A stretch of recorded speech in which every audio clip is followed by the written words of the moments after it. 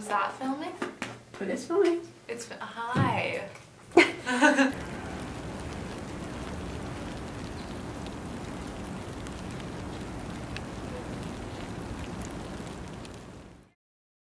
Has your understanding of friendship changed since high school?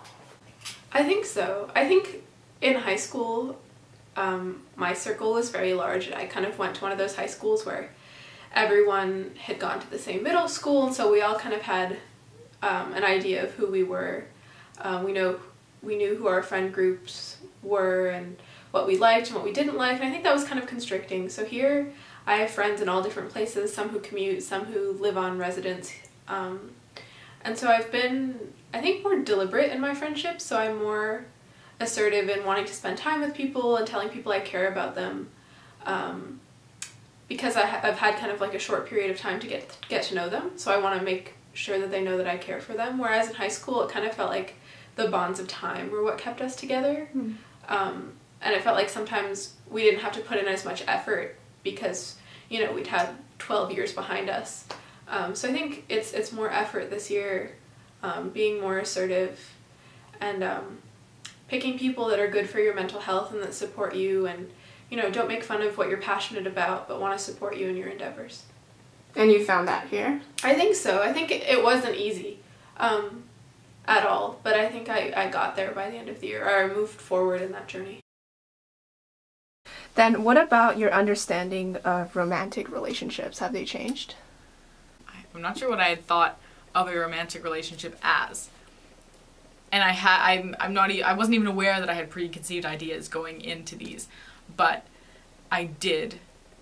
And I realized those are totally pointless because it's unique to every individual, and not even every individual, it's unique to every pair. I thought, oh, I know myself, I know what kind of romantic relationship, but it's not even, you can't even generalize to one person. I am me, this is how I behave in romantic relationships. That's not the case. It's so individual to both people, and I think that that's what's so beautiful about it. It's very unique, you know. You're only gonna have one experience with one person, and it'll be completely different with the other person, even though you are the same. And, you know, I just think it's valuable to keep that in mind. But that's something that I realized, and that's been important this year. My understanding of romantic relationships.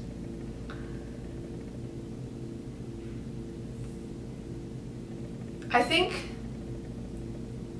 is that you definitely need, at least forming the romantic relationship, like effort needs to be made from both parties.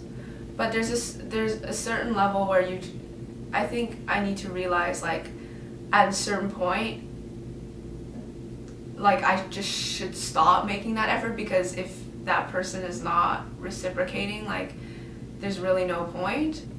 I hope in the future I'll be, at least in terms of searching, I'll be a little, I hope I won't give up, but I also hope I'll be a little less forceful with it.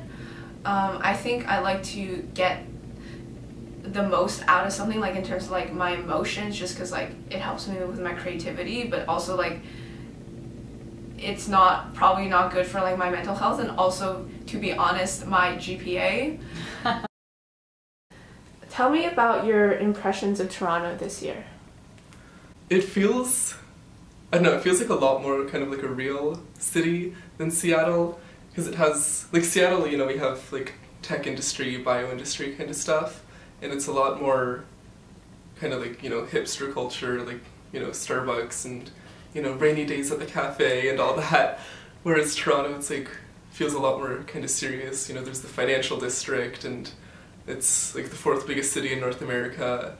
The suburbs are as big as Seattle.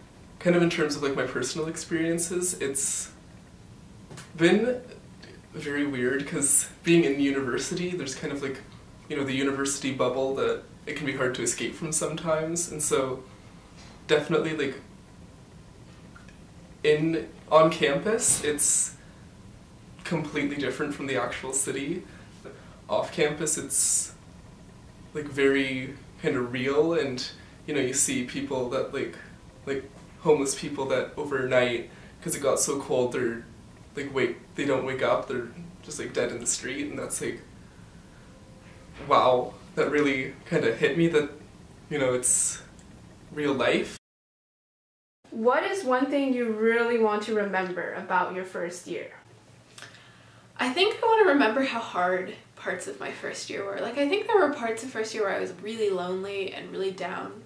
And I think when you grow and when you're happy, you seem to look at the past with like rose-tinted glasses. Like, you see it as like a time when you were young and when everything was new. And I hope that if in the future I ever feel like dissatisfied at U of T, I can think about how upset I was and kind of the process of getting out of that darker place and feeling really at home here, and remember all the things I love about campus and about the university. So I think it's important to and I do this through like journaling, and I always keep all my old messages and emails and calendars to try to kind of preserve the reality and truth of a certain period of my life. I want to remember how exciting everything was. Like going into Con Hall with my first class, the first time. And I wasn't even intimidated, I was just really excited about being in such a large classroom. It's not even a classroom, it's an auditorium. And also just feeling excited and that awe. I don't remember that. Because next year I'll go into like my linguistics class, I'll be like, yeah, I already know like all this stuff. Versus when I walked into my first class here, I had no idea what I would be learning. I don't know. There's certainly a lot I want to forget. There's certainly a lot I wish didn't happen. One thing that I want to remember, I'd say probably just like how supportive my friends were.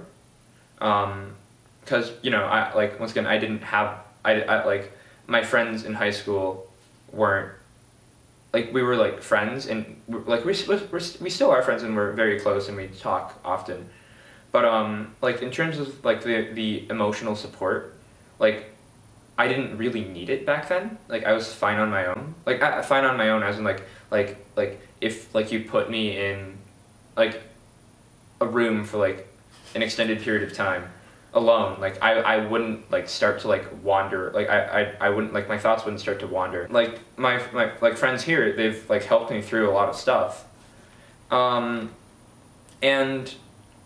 I'm eternally grateful for that. Yeah, I'm eternally grateful for that. Like in terms of like friendship, I think there's like a new depth for me here that wasn't there before. What is your proudest accomplishment this year?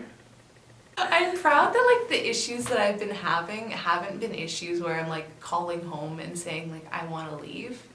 I'm like proud that I don't want to quit. That isn't my instinct when I face an issue here. That's not like a specific accomplishment, but I guess never trying to tap out is my accomplishment. Yeah, I guess I've stuck with all of my courses. I've passed everything so far. Exams are not over. We do not know if that will. You haven't even taken all of them, so it's okay. True. Yeah. We have time yet. We don't have this culture of like people talking and like you're just supposed to keep it to yourself, so and get through it somehow. You just figure it out. People do that. Everyone does that. So because see, my compasses are oriented still in that way. So in that sense, it kind of, that more compass tells me that it's kind of weak, but I don't know, like I'll let life decide, like I'll let time work that out. But I think that's an achievement, like, because when I talk about it, I don't talk like, when I talk about something, not only do I talk about it with somebody else, I'm talking about that with myself. And it's kind of a crazy thing to talk to yourself out loud. So talking to somebody else is another way of conversing with yourself, because like if I say something to you, I'm also saying that to me, and then that helps me sort some stuff out which I wouldn't have normally if I didn't talk. Like, I just saying that out loud, you know, like I don't know if that makes sense. But yeah, opening up is one of the achievements. What do you think you'll be better at in 3 years? Hopefully in 3 years I'll be better at knowing what I want to do with my life. Like better at making decisions that will benefit me in the future. I mean, this is the first time in my life where my parents haven't made all my decisions, or I didn't feel like I was backed up by like my family as a support system or whatever. Like, if you fail something in high school, then all the teachers will like work to help you and your parents will support you. But if you fail something in university, it's kind of like, okay, like, are you gonna redo it? Like, are you gonna stay in university? Like, what are you gonna do with yourself? Like, you have a lot more of the decision-making power. So hopefully, and that right now is kind of scary for me.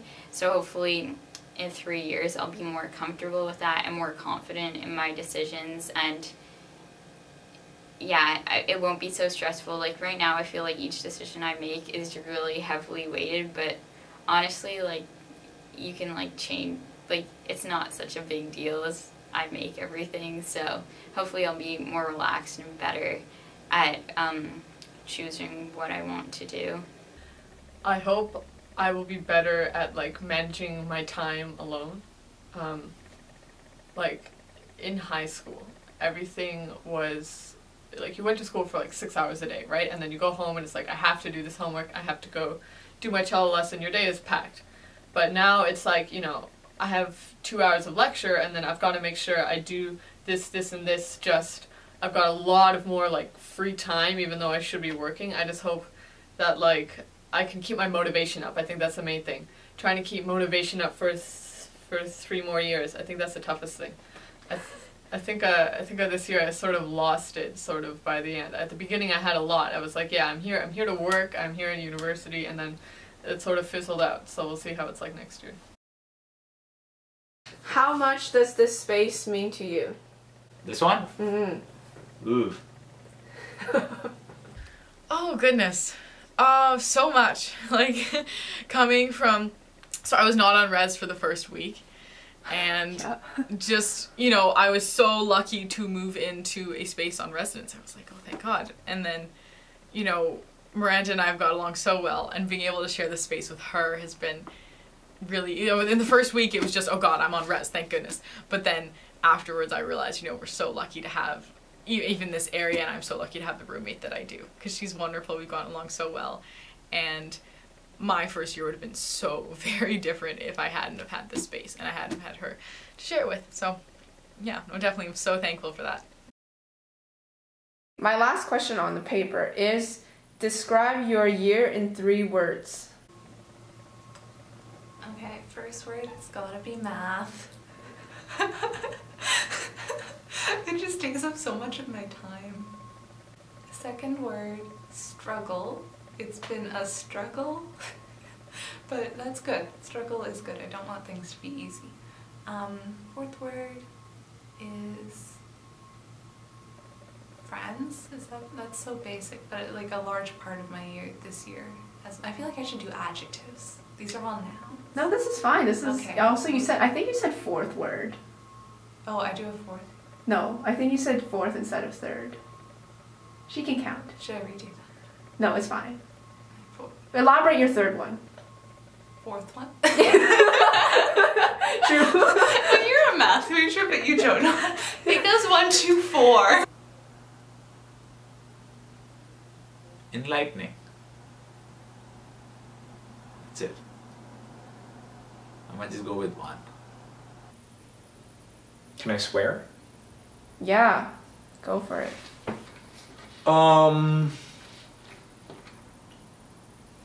Holy fucking shit.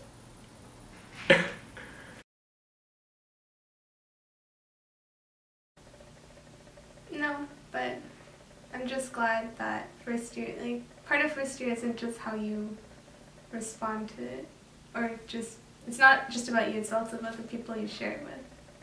And I'm really happy and I'm very honored to have shared it with you guys, because you guys made my year.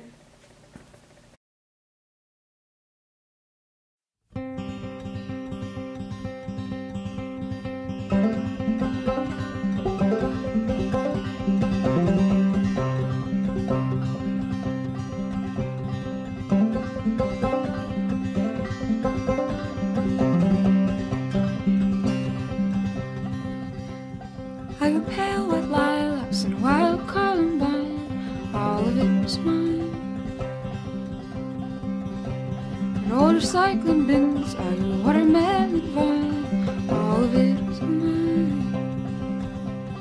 And everything I saw seemed to get so small, like from a speeding car.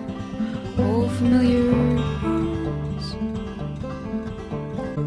I dug up shattered glass and forgotten plastic trucks and coiled faded twine. All of it is mine. My buckling plaster walls, arsenic and wind. All of it is mine. And everything I knew, I seem to see right through, like cheap cotton skirts, like the Madawaska view.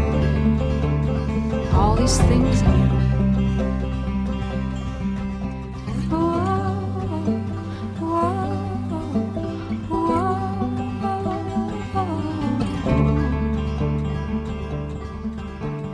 Muddy white petunias, lobelia trails me wide.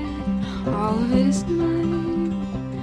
Iris shut up high and white lilies tumbled shy. All of it is mine. I dug up all my carrots and their wild orange hue.